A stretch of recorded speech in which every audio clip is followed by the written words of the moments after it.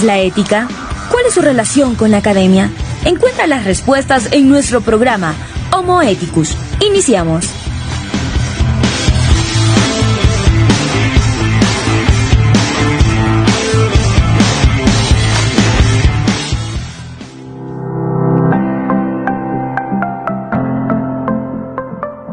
Muy buenas tardes, comunidad universitaria. Les damos la más cordial bienvenida a un programa más de Homo Ethicus, el programa del Comité de Ética de la Universidad Central del Ecuador. Estás en sintonía de Radio Universitaria Online. Bienvenidos.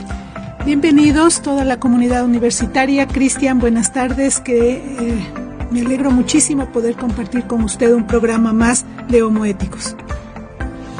Y bien, en esta tarde iniciamos con nuestro segmento de primera mano. En esta ocasión conversamos con el magíster Lenin Vaca, docente de nuestra institución, con quien dialogaremos acerca de los desafíos que implica la inteligencia artificial o el uso de la inteligencia artificial en el ámbito universitario. Vamos adelante con el segmento.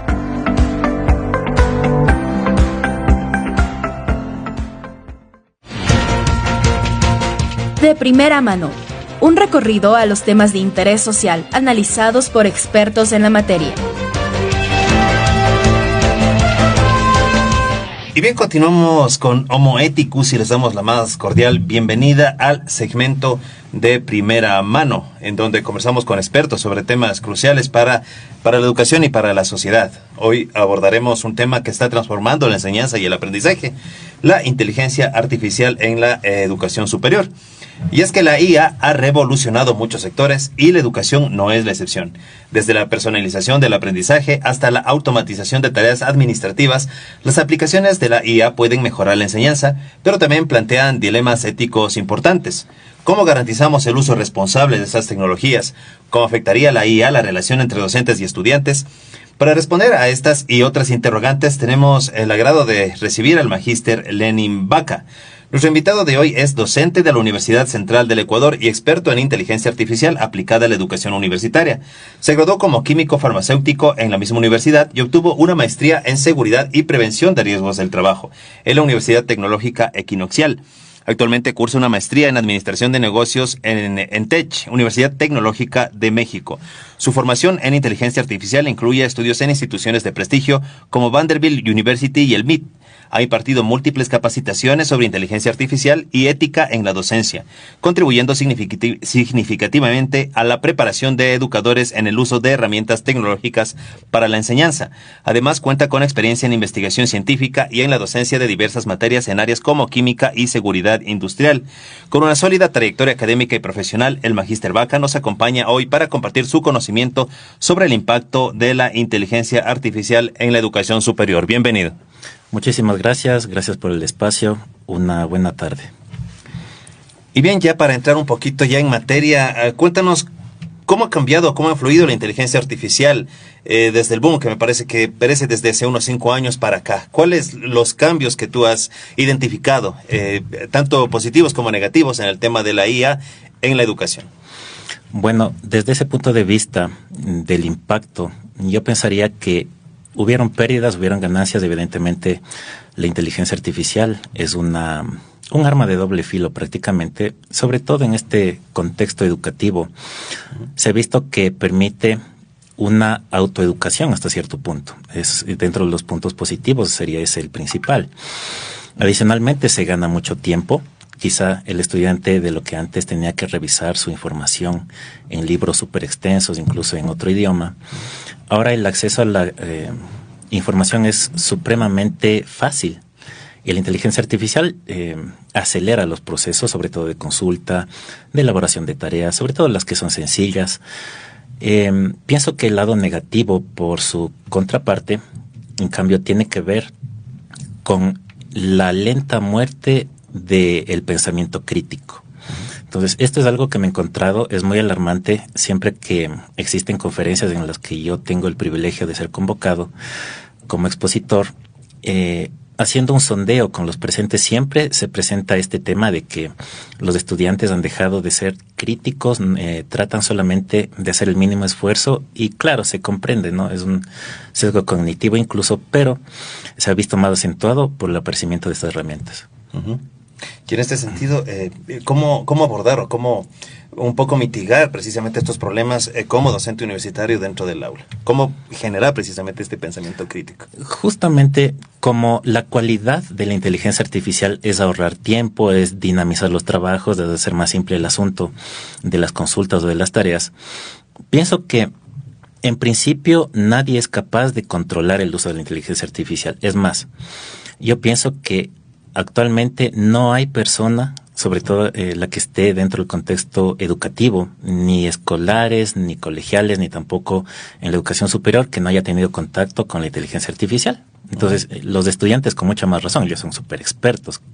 Créeme que yo he aprendido bastante de ellos. Entonces, me han sabido decir, me confiesan algunas cosas de herramientas que yo he desconocido, pero son bastante potentes, y el uso que ellos le dan suele tender más bien a hacer las cosas demasiado simplificadas, incluso mecánicas o incluso tendientes un poquito a romper ese esquema de ética que tiene que existir en la tarea, ¿no? En la responsabilidad y autoría que tiene que prevalecer de por medio en esto.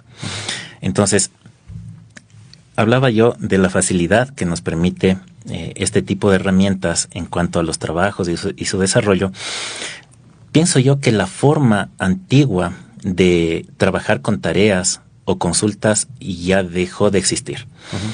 Más bien, pienso que una tendencia nueva tiene que florecer, y esa sería trabajar con proyectos integradores, incluso no solamente de la materia puntual que usted está dando como profesor, sino concatenar todo ese conocimiento acumulado desde el primer día de clases que tuvo como estudiante nuevo recién ingresado hasta actualmente, quizás sexto semestre, en el semestre en que se encuentre, generando un proyecto que concatene todo ese conocimiento, y así más bien empezar a evaluar proyectos que sean más realistas, ¿no? Quizá casos de estudio para que desarrolle y ejerza su conocimiento en la vida real el estudiante. Entonces, algo más amplio, algo que tenga más impacto y más coherencia y pertinencia de la función que tiene la profesión de cada estudiante en la comunidad universitaria. Pienso que esa es la salida, al igual que evitar este tipo de tareas tan sencillas como, por ejemplo, enviar misceláneas de ejercicios, cositas así. En realidad, estos ejercicios, por ejemplo, en química, que es una de las materias que yo imparto, en el simple buscador, incluso sin utilizar inteligencia artificial, ya están hechos. O sea, todo está cargado ya en la web, y mucho más en la inteligencia artificial, que también tiene esa capacidad de un poco realizar inferencias. Entonces, esa forma antigua de llevar a cabo las evaluaciones o el envío de tareas, pues tiene que modificarse. Definitivamente el cambio tiene que empezar por ahí. Y pienso que con los proyectos, como digo, estimulamos muchísimo el pensamiento crítico. Y no solo eso, sino que también la ventaja es que propendemos al uso de herramientas. Entonces, ¿por qué es importante esto?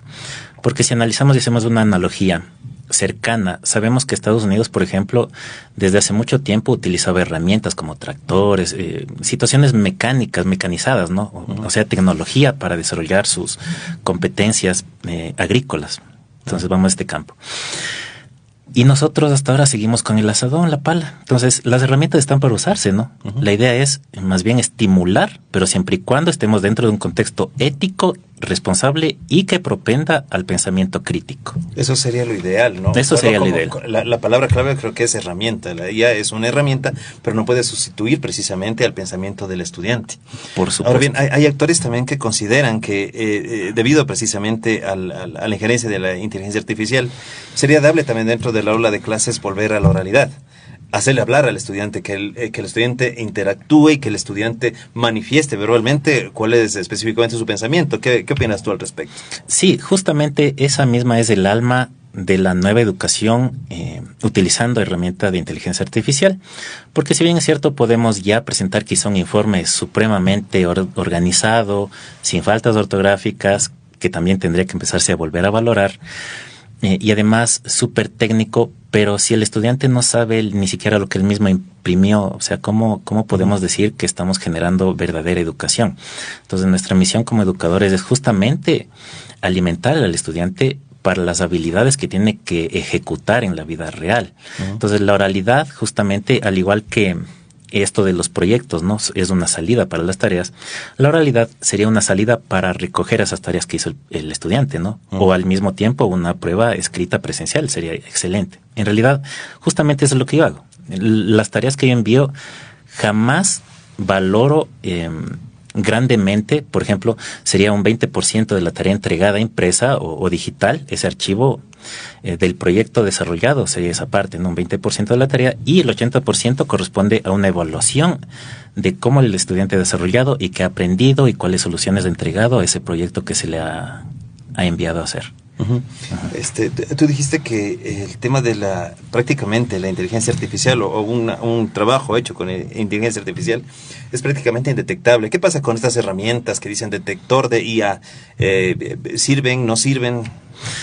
Bueno, los detectores de IA, yo puedo decir que haciendo un poco de evaluación de esos detectores que aplican la inteligencia artificial, en realidad no es viable tener una certeza de que algo fue generado por inteligencia artificial o fue humano. Lo que sí podemos hacer, al menos desde el punto de vista del aula, es conocer al estudiante y saber cuáles son las palabras que él utiliza, por ejemplo. Entonces yo, como esquema, como estrategia, he adoptado justo a un poquito conocer al estudiante, y eso me permite justamente hacer el proyecto, porque sería una tarea macro. No voy a tener muchas tareas en el semestre, quizá tenga 2, 3 proyectos en todo el semestre, y con eso tengo la oportunidad de conversar, de saber qué palabras utiliza el estudiante y así saber cuáles son naturales de él o no. Uh-huh. Entonces, por una parte, conocer cómo actúa el estudiante y las palabras que utiliza, ¿no? Y por otra parte, pues volver al papel, volver a la oralidad. Pienso que es la forma de saldar este asunto. Claro. Tú has dado varias capacitaciones precisamente aquí en la universidad dirigidas a docentes. De hecho, incluso yo también seguí uno de estos cursos. En este sentido, Lenin, ¿crees que los docentes aquí en el Ecuador están preparados para incorporar la IA en sus metodologías de enseñanza, o crees que todavía falta mucho camino por recorrer? Sí, bueno, pienso que empecé diciendo aquí que usted ni nadie va a ser capaz de identificar que alguien utiliza o de prohibir que se utilice. En realidad, como es una herramienta, más bien tiene que estimularse a ser utilizada, pero bajo ciertos parámetros, sobre todo los parámetros éticos, que son importantes. Y dentro de este plano existen ya esfuerzos normativos, por ejemplo, la Ley Europea de Inteligencia Artificial, con su reglamento, las leyes de protección de datos, porque recordemos que la inteligencia artificial, conforme a algunos autores, se dice que es un gran cúmulo, son plataformas de plagio. Entonces, si vamos en ese contexto, tenemos que entender que la ley de protección de datos pues protegería esos datos, incluso aquellos datos que tienen que ver con la propiedad intelectual. Las plataformas de inteligencia artificial son justo eso. Suelen hacer web scraping para poder responder a lo que se pregunta, ¿no? Entonces, eso ya tiene un tinte de violación a la propiedad intelectual. Así que, sí, tiene que estimularse, pero enseñando cómo. Con responsabilidad y pensamiento crítico siempre. Por supuesto, incluso en Elsevier, que es una editorial de investigaciones científicas, publicaciones, se estimula el uso de la inteligencia artificial, pero solamente en el contexto de mejorar la fácil lectura o incluso ortografía y estructura del texto. O sea, es una situación de aplicación de la inteligencia artificial en publicaciones científicas, pero máximo en la forma, más no en el fondo, que es la parte de valor de una publicación. Entonces, si llego a conclusiones, si llego a recomendaciones, a los análisis de datos, se tiene que indicar que se utilizó la inteligencia artificial, pero no se podría utilizar, más bien dicho, la inteligencia artificial para esos elementos de valor, pero sí solamente en esto de la forma, ¿no? Ortografía, la redacción un poquito, y además reportarse de que se utilizó para esto. Entonces, las revistas, las editoriales científicas ya están pidiendo esto. Entonces, pienso que eso mismo se puede extrapolar acá a la universidad, generando un uso responsable de la inteligencia artificial, que por supuesto tiene sus falencias y tenemos que estar muy conscientes de eso. Porque las alucinaciones, que son respuestas que suelen ser muy plausibles, ¿no? O sea, lucen como reales, pero no lo son invenciones, más bien son el 15% de las respuestas que da una inteligencia artificial generativa. Entonces tenemos que ser muy precavidos con este asunto de permitir que la inteligencia artificial sea utilizada con los límites coherentes, ¿no? Entonces un experto tendría que revisar el trabajo final. Utilízalo como asistente máximo, no como una palabra final, ni como su proyecto realizado exclusivamente inteligencia artificial sin su intervención. Uh-huh. Entonces yo diría que es simplemente su asistente, y su asistente lo único que hace es apoyarle, pero usted es el experto que tiene que revisar que esté bien hecho. Uh-huh. Así de sencillo es el asunto para mí. Claro. Uh-huh. Y otro de los problemas también que ha advertido ya la UNESCO es el tema de los sesgos, ¿no? Los sesgos en la inteligencia artificial. Háblanos un poco de estos sesgos y cómo mitigar este problema en el ámbito de la educación superior. Bueno, los sesgos es un tema importantísimo, que bueno que lo traes a colación, es algo que se me estaba pasando por alto, pero este es un problema bien pronunciado en estas herramientas, ¿no? ¿Por qué? Porque existen herramientas, ya sabemos que para generar incluso imágenes, podemos generar música, podemos generar videos, generar textos, pero llegó un punto en que algunas inteligencias artificiales generativas, de imagen sobre todo, empezaban a dar resultados no satisfactorios. Por ejemplo, aparecía un George Washington de etnia negra, ¿no? De etnia afro. Entonces eso no corresponde a la realidad histórica. Uh-huh. Entonces, el sesgo definitivamente tiene mucho que ver. La UNESCO justamente ha dado en el 2021 simplemente recomendaciones de cómo utilizar la inteligencia artificial en la educación en todos los contextos, ¿no? Escolar, no hay una universidad. Legislación específica. Legislaciones específicas, sí, son nada más recomendaciones, y es más, recomendaciones para que el ente encargado de la educación en cada país adscrito a la UNESCO las implemente. Entonces, dentro de este esquema está que no exista sesgo en esa inteligencia artificial, que sea fácil de revisar su código para saber si es que hay o no sesgo. Uh-huh. Adicionalmente, que haya universalidad de acceso y justicia social, ¿no? Porque todo esto de las tecnologías demanda que el estudiante tenga acceso a Internet, que tenga acceso a una computadora, dispositivos electrónicos, siendo un poco dificultoso aquí en Ecuador por el hecho de que no todos tienen esa posibilidad todavía. No hay 100% de acceso a Internet, no hay 100% de acceso a aparatos electrónicos que tengan esa capacidad de captar o de utilizar estas herramientas, ¿no? Entonces, adicionalmente, también tenemos aquí que debe haber la protección de datos personales, al igual que protección de propiedad intelectual. Uh-huh. Esto nos lo dice la UNESCO, ¿no?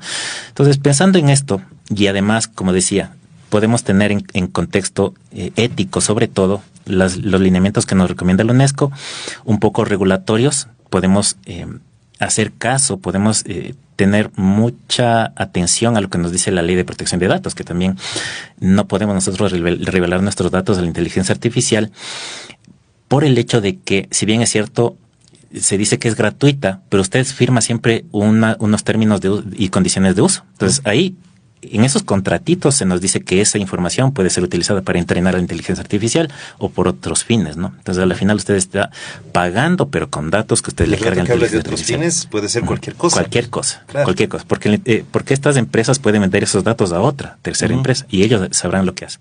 Claro. Entonces, en definitiva, justamente las leyes europeas y una que salió coreana el año anterior, a los meses finales, resulta que justo eso es lo que analizan.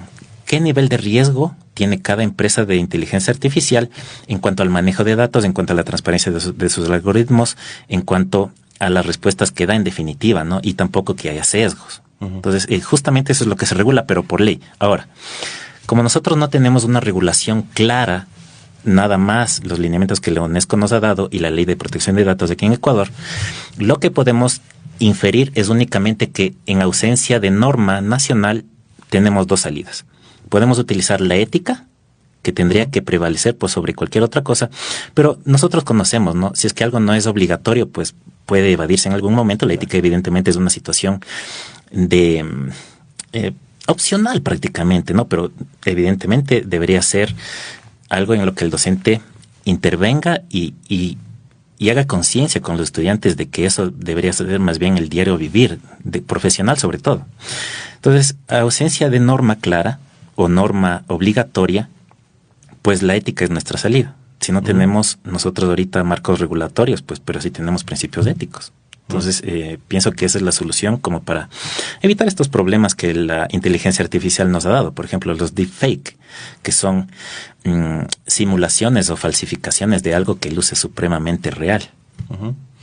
En ese sentido también, y tú hablaste algo del tema de la igualdad. ¿Crees que el tema del aparecimiento de la inteligencia artificial ha aumentado aún más la brecha digital en nuestras sociedades? Pienso que el tema de la brecha digital, si bien es cierto, se ha ido acortando en estos años, pero todavía existe. Hay lugares donde ni siquiera hay luz. Entonces no se puede hablar de una universalidad de acceso, ni tampoco de este elemento que la misma UNESCO nos da, y en la Constitución está prescrito de que sea universal la educación. Entonces, si no tenemos acceso, y además sea ética, sea equitativa y sea de calidad. Entonces, si no podemos estar actualizados con las herramientas de manera universal con todos nuestros estudiantes escolares, colegiales y mucho más universitarios, la realidad digital, pues, si bien es cierto, como digo, se ha achicado, se ha cortado un poquito, pero todavía sigue existiendo. Entonces, las políticas tendrían que apuntar a esto, ¿no? A que sea más universalizado el acceso a estas herramientas digitales y tecnológicas y electrónicas. Un poco y hablando ya de la relación entre docente y alumno, el tema de las relaciones interpersonales, ¿tú crees que de pronto con la IA un poco como que hay un mayor distanciamiento, como que se han enfriado la relación o la conexión entre el docente y el alumno? Tiene mucho que ver con la forma en cómo el profesor se adapte o no. Entonces, en el contexto del aula, es importantísimo que el profesor sepa con quiénes está. Lo que he notado es que en estas últimas generaciones, quizá de unos 4 años hacia el presente, los estudiantes, al menos en el contexto social, son bastante abiertos. En mi tiempo no hablábamos mucho, éramos muy reservados, quizá también los profesores no eran tan abiertos como ahora lo son.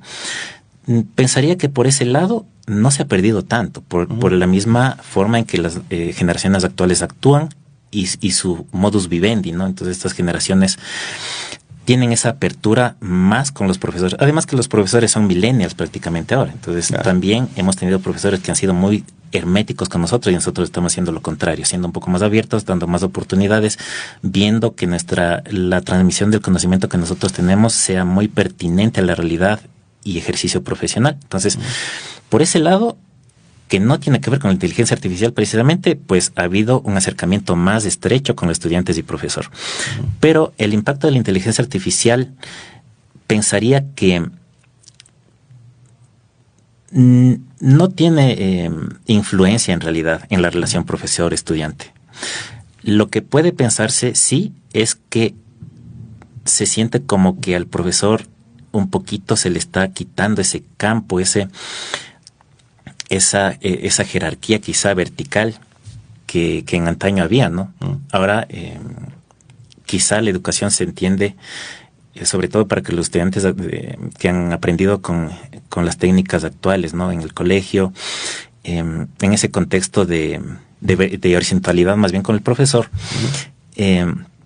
pues ha tendido a eso la inteligencia artificial, a hacer ver que no somos una última palabra, que no somos solamente los únicos que tenemos el conocimiento, porque pueden haber fuentes adicionales, ¿no? No solamente el profesor el que sabe, sino también tengo herramientas adicionales.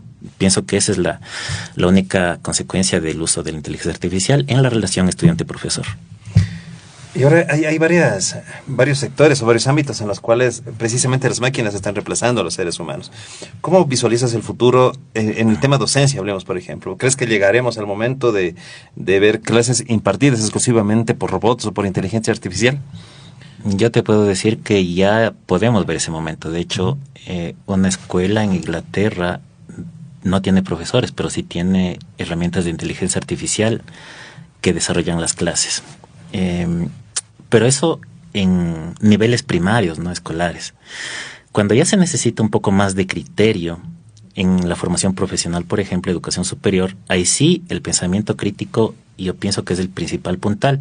La inteligencia artificial no tiene capacidad de pensamiento, no tiene pensamiento crítico tampoco, no transmite las emociones, no transmite las ideas como deberían transmitirse, no hay criterio, no hay pensamiento real.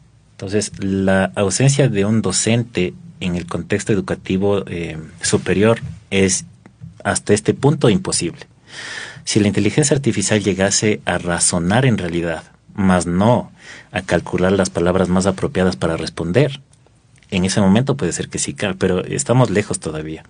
Se dice que la existencia de una inteligencia artificial que tenga esa capacidad de criterio crítico y pensamiento real está lejana todavía en el tiempo. Entonces, tal vez no lo lleguemos a ver nosotros. ¿Y cuál ha sido la experiencia? Tú dices que ya hay universidades donde ya se está implementando precisamente escuelas. Sí. ¿Y cuál ha sido la experiencia? ¿Positiva, negativa? Me imagino que son experimentales aún. Son programas experimentales, se están aplicando estas herramientas y formas de educar quizá nuevas, pero el estudiante es el que desarrolla su propia clase. Entonces nosotros nadie está guiando ahí. Puede ser que sea en un contexto un poquito de esa nueva forma de educación, sobre todo escolar, que tiene Finlandia, ¿no? Que se supone que es el país en donde la educación es lo máximo, el referente por ahora.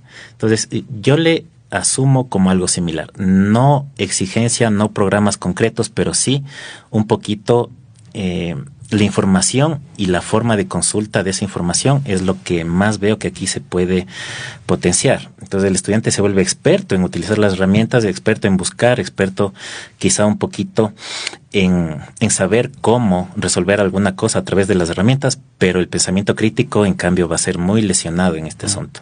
Los resultados no se conocen todavía. Le sigo dando seguimiento a ese asunto de la escuela porque es algo que me llama mucho la atención. Tal vez conforme los resultados que se obtengan, empiece a implementarse ya en instituciones colegiales y tal vez universitarias, a ver qué pasa, ¿no? Pero yo puedo predecir que es muy complicado. Yo pienso que es imposible en realidad. Al menos en el contexto de educación superior no es posible todavía. Bien, estamos llegando al final del segmento, Lenin. Agradecerte pues y solicitar tu mensaje a toda nuestra comunidad radial. Encantado. Mi mensaje final es que se expongan, se sumerjan en el uso de las herramientas de inteligencia artificial, estimulen el uso de los estudiantes siempre y cuando estén en un contexto de ética, de manejo responsable de la información, porque usted como usuario humano es el autor de lo que se haga con estas herramientas. Y revisar también, darle mucho seguimiento a cómo se desarrollan las nuevas dinámicas en el aula. Entonces ahora bien se dice que la presencia de la inteligencia artificial es imposible de controlar, es más bien estimular, pero con un uso responsable, tal como lo hace la UNESCO en sus recomendaciones, al igual que las mismas editoriales científicas, ¿no? Ni siquiera ellos pueden controlar, pero sí pueden generar recomendaciones para que haya un uso responsable de estas herramientas. Y como última recomendación y tal vez una sugerencia, tal vez un sueño que yo tengo, es que en nuestra querida institución, en la UCE, sea el referente para establecer algún lineamiento normativo para el uso de los estudiantes y de la inteligencia artificial, ¿no? En el contexto investigativo, a los docentes de igual manera. No solo los estudiantes son los únicos que deben seguir lineamientos éticos y buen uso de estas herramientas, sino también los docentes, la revisión por pares. Tendría que hacerse también conciencia de que eso no puede existir, presencia de la inteligencia artificial. Las editoriales científicas ahora están pidiendo a los revisores y a los editores que no utilicen inteligencia artificial generativa, sobre todo porque al momento de cargar una producción científica, pues estamos entregando esa información ya a la empresa de la inteligencia artificial y por lo tanto sería un mal uso de datos. Entonces, estar conscientes de la normativa, de la ley de protección de datos, de los lineamientos que nos dan las revistas científicas y también de la ética y el buen uso de las herramientas. Bien, nos quedamos con ese mensaje. Agradecemos al magíster Lenin Vaca, con quien hemos dialogado acerca de la inteligencia artificial, sus beneficios, sus desafíos y los dilemas que se presentan en el ámbito de la educación superior. Encantado, muchísimas gracias por el espacio y siempre a las órdenes. Homo Ethicus presentó De Primera Mano, análisis y opinión sobre temas de interés social.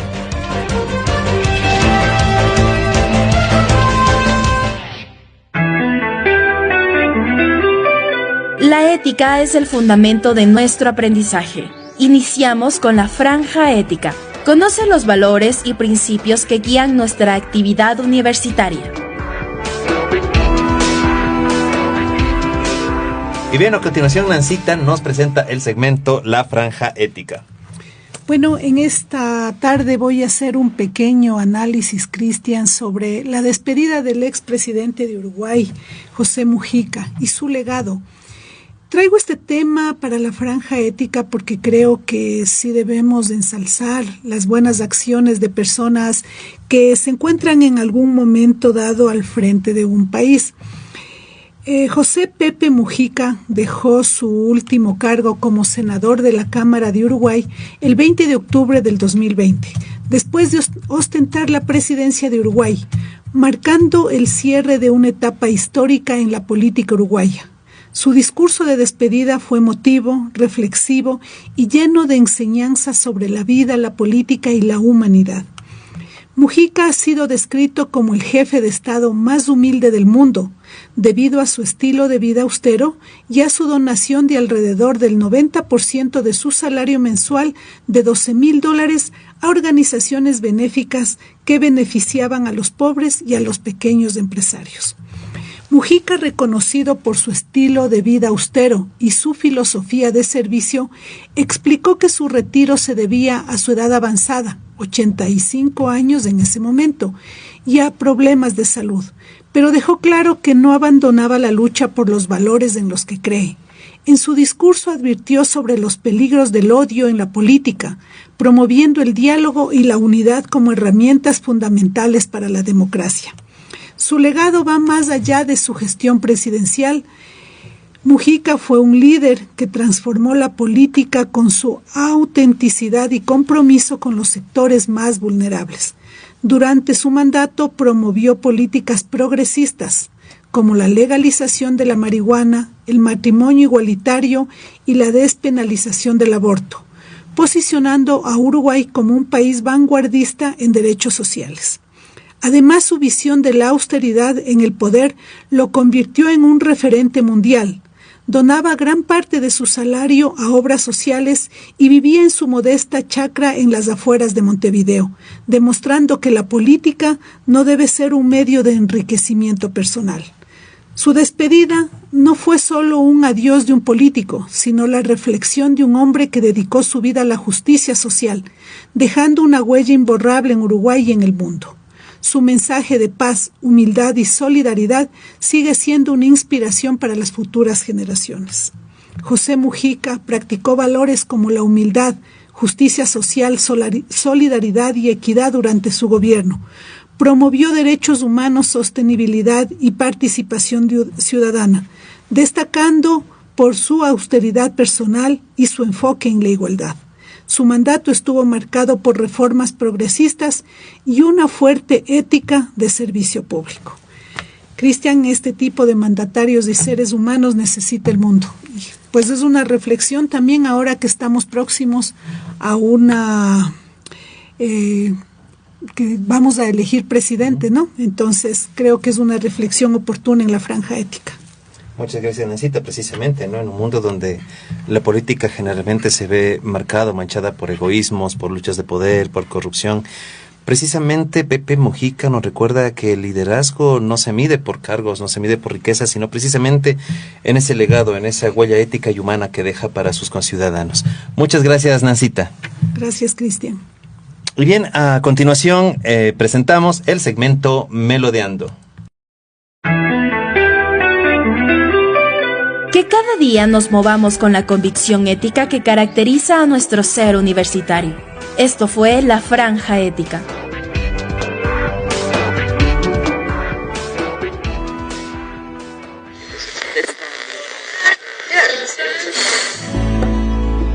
Es hora de sintonizar los oídos. Aquí empieza Melodeando, con las últimas novedades en el mundo musical. Bueno, en esta tarde Melodiando, les digo, ¿no?, que Melodiando es un segmento que nos ha permitido presentarles un recorrido por la historia musical de muchos países. Hemos presentado historias que no conocíamos de la música de muchos países de Latinoamérica y todo lo que está atrás de una composición musical. En esta tarde vamos a conocer la historia de la música de Puerto Rico. Esta es un reflejo de la diversidad cultural de la isla, marcada por la influencia indígena taína, española y africana, así como por el contacto con otras culturas caribeñas y norteamericanas. Desde los ritos ancestrales hasta los géneros modernos como el reggaetón, la música puertorriqueña ha evolucionado constantemente, convirtiéndose en una de las más influyentes del mundo hispanohablante. Sus orígenes, los taínos, habitantes originales de Puerto Rico, antes de la llegada de los españoles en 1493, utilizaban instrumentos como las maracas, el güiro y los tambores de madera en sus ceremonias religiosas y sociales. Sin embargo, con la colonización española, estos sonidos fueron reemplazados o fusionados con las tradiciones musicales europeas, particularmente los ritmos y melodías de la música española, incluyendo la décima y el villancico. Con la llegada de los africanos esclavizados, la música de Puerto Rico adquirió un nuevo carácter. De esta fusión nació la bomba, un género que surgió en las haciendas azucareras del siglo XVII. La bomba es una expresión de resistencia cultural, caracterizada por tambores grandes, llamadas y respuestas entre cantantes y un baile en el que el cuerpo responde al ritmo del tambor principal. Otro género autóctono, la plena, apareció en finales del siglo XIX, conocida como el periódico cantado, por sus letras que narraban acontecimientos sociales y políticos. La plena usa el pandero, el güiro y en algunas versiones del acordeón. Con este preámbulo, Cristian nos va a comentar cuál es la primera melodía que vamos a disfrutar esta tarde. Claro que sí, Nancita. En esta tarde vamos a escuchar Preciosa de Rafael Hernández. Esta canción es un himno de amor a Puerto Rico. Su letra refleja el orgullo patrio y la belleza de la isla, al tiempo que denuncia las dificultades que ha enfrentado. Es interpretada por artistas como Marc Anthony y José Feliciano, convirtiéndose en un símbolo de identidad puertorriqueña. Preciosa es una de las canciones más emblemáticas de Puerto Rico, compuesta en 1937 por el maestro Rafael Hernández, uno de los músicos y compositores más importantes de la isla. Esta canción es un bolero con tintes patrióticos que expresa un profundo amor por Puerto Rico, refleja el orgullo patrio, exaltando su belleza natural y su cultura, pero también denunciando las dificultades que ha enfrentado debido a la colonización y a la opresión. Rafael Hernández escribió Preciosa durante su estancia en Nueva York, donde residía tras su paso por el ejército estadounidense en la Primera Guerra Mundial. La nostalgia por su tierra y el orgullo por su identidad puertorriqueña lo inspiraron a componer este himno que rápidamente se convirtió en un símbolo de la música boricua. La canción ha sido interpretada por numerosos artistas, incluyendo Marc Anthony, José Feliciano y Plácido Domingo, manteniéndose vigente a lo largo de las décadas. Su letra resuena en el corazón de los puertorriqueños, especialmente con versos como Por más que el tirano te trate con negra maldad, preciosa serás sin bandera, sin lauros ni gloria, reflejando así el sentimiento de lucha y resistencia de la isla. Hoy Preciosa sigue siendo un himno de orgullo y amor por Puerto Rico. Escuchemos esta canción.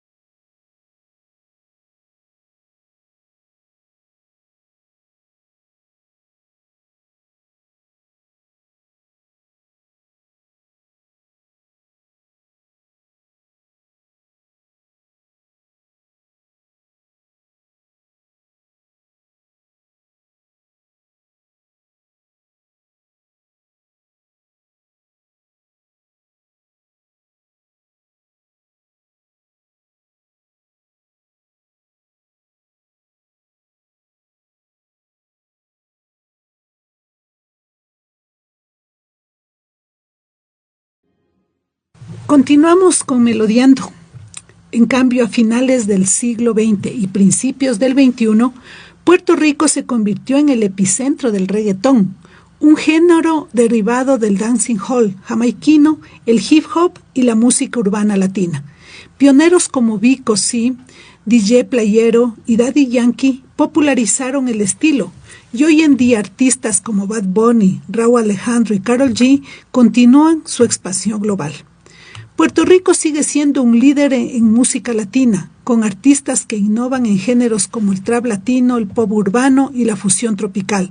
Con su riqueza cultural y talento inagotable, la música puertorriqueña sigue marcando tendencias en la industria global y sigue dejando un legado muy importante para el futuro. Cristian, ¿qué otra canción vamos a escuchar? El periódico de ayer, una de las canciones más icónicas de la salsa, interpretada por Héctor Lavoe y escrita por el legendario compositor puertorriqueño Tite Curet Alonso. Fue lanzada en 1976 como parte del álbum De Ti Depende, producido por Willy Colón, y rápidamente se convirtió en un éxito rotundo dentro del género.